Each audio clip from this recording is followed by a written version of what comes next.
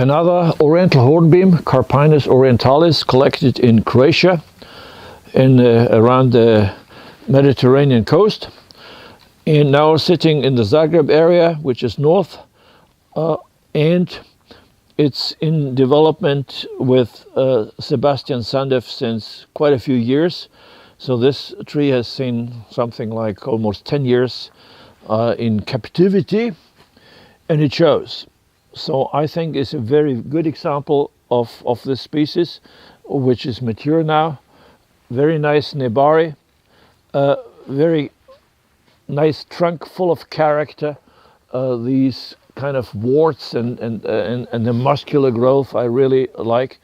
I personally love these holes here, which some people don't like because apparently you're not supposed to have holes in these trees.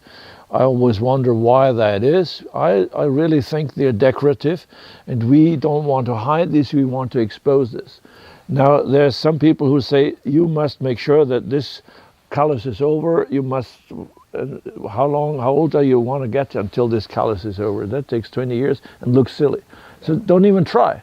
No, you expose that.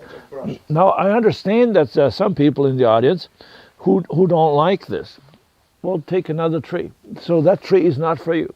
Do not try to make this wonderful Japanese tree out of this. You're not going to succeed. It's never going to be wonderful. It's always going to be mediocre if you try that. Try to even enhance that. If there's a hole which is ugly, make it bigger, even uglier. And it's getting interesting. This year, I love it. It's not a fault. It's a major feature of that tree. So that's very important to understand.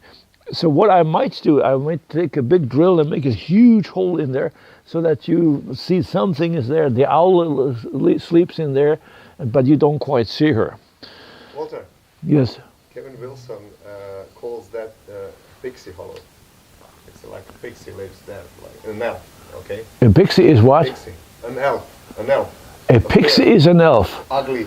You see, here I do a video, and instead of doing my video, I'm being taught about elves, which I didn't know. A pixie is an elf. A pixie is an elf. Okay, so the pixie lives there. It's close to the houses where the people live. But Oh, is that only in England or also in Croatia? Oh, everywhere. Here. Oh, really? In our country they don't. You just don't see them. They are hiding in your trees, in the hollows. Oh, these are the little ones. Oh, the little ones. Oh, you have to feed them. I understand you put some milk in night there. Keep on talking. Just Okay. keep on talking. The elves are in there. God. Okay. So, I think this is very nice. I really like this tree. I really wonder, the Sebastian here, no, he's gone. Now it's getting serious, he's gone. Because I'm saying that this pot is nice, but maybe a bit too long. I would like this pot shorter. I would actually like this pot shorter, and that the tree would come out better. Did you hear that, Sebastian? This pot is very nice, but if that were... This is temporary pot. If this is an elf. It's one, you know. And like the second one, you see. Hello, Walter. I'm an elf. This is like, I'm pixie. But she can never sleep in there. That hole is too small. No, these one are for the bigger tree. Oh, that's for the bigger trees. Okay. Wow, I learned about elves here. Okay. Super. So cute. You know, well, you know, we will be very popular if we do that, like in the Garden Dwarf Collecting Society. So they would admire these, and now these is the main thing, and the tree is only decoration for that. I love these. Where do you get these? Oh, this is one old Italian manufacturer. These are quite expensive. It looks very. It looks very Italian. Yeah, it's Monte Dragone. You see, that's what I call fairy tale bonsai style. You see, this person is so ugly, but she doesn't know. she has no clue. Oh no, how ugly is he? Okay. However, how nice how nice ugly. Yeah. Okay, I love it. Okay, thank you for educating me here. Okay, so you understand that this pot is too long, whereas the height is perfect, and maybe it could be nicely glazed. Maybe Lubus Coda. Temporary pot. Just I have to find the pot for this tree. I can sell you a pot for that. It costs though. I need a good one. Yes, I have good ones, by the way, also good ones. Okay. Have I ever passed cheaply with you? Um, Never. Well, we are not cheap people. So anyway, Everything was expensive. now we look at the back, and also the back is interesting.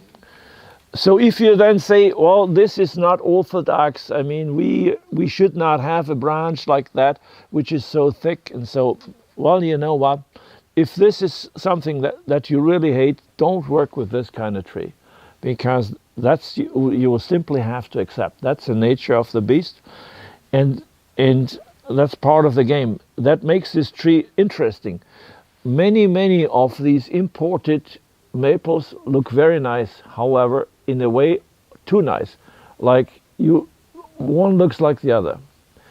Now this is not very nice, but it's very interesting, and it's one of a kind. No other tree looks like this, and you will remember this elf hole here, and I think you should admire it for that, and not consider it a fault. Because of its authenticity and wildness. Authenticity is a good word. This is not produced. This is just authentic, natural, wild tree. Well, simply, as you can see, this tree, it has what I call soul character. It has this because it's different, because it has had experience. Only with a lifetime experience you can have a lot of character, and that's the main feature of that tree. And anything like very smooth without any scars is nice, but lacks a bit of that soul. Okay, so the rest of the crown very well developed already. Then you may say, well, I want a lot better ramification. Yes, you can have better ramification than that, but do you really need it? No. So the way Sebastian does it, he always wires, lets grow, and cuts back. The way I do it, I do nothing. I just let it grow wild, then prune it with a hedge pruner 3 times over summer, and it's just a ball of a lot of small branches. And then in November time, I do detailed cutting and get a lot more ramification, and on the movement that Sebastian gets by wiring, I get by cutting. Yes, sir. Walter, all those trees were much denser before you came, but what I did, that it was a winter cleaning, that I usually clean this structure before winter, before I take them to winter shelter. So this is already thinned out. Now it's a bit like not very dense, but when they come out at spring, it will soon be very, very dense. If I want it denser, I just don't cut it out. I just don't thin it. Okay. During the winter. One thing about this kind of method that Sebastian works with is that you also have a reasonably good-looking tree in summer. He has a nice garden and he wants to admire his trees in summer, especially when it's warm.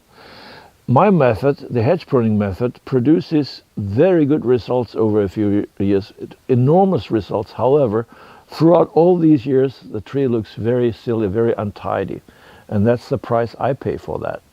While he has a nice-looking tree, it depends on what you want.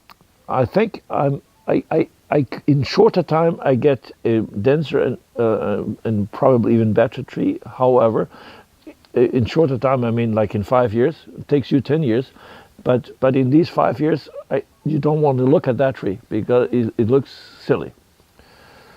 Okay, so I think this is a very good example of one of the older ones.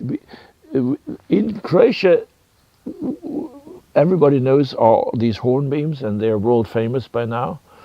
And people think they were there forever. Yes, the trees were there forever, but used as bonsai really seriously only since about 10 years.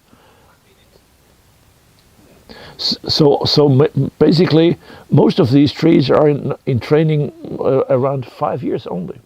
And that's very good for that period of time. Imagine if that were in training for 50 years. And then you can compare it with the best broadleaf trees in the rest of the world. And then you see what sort of quality you have.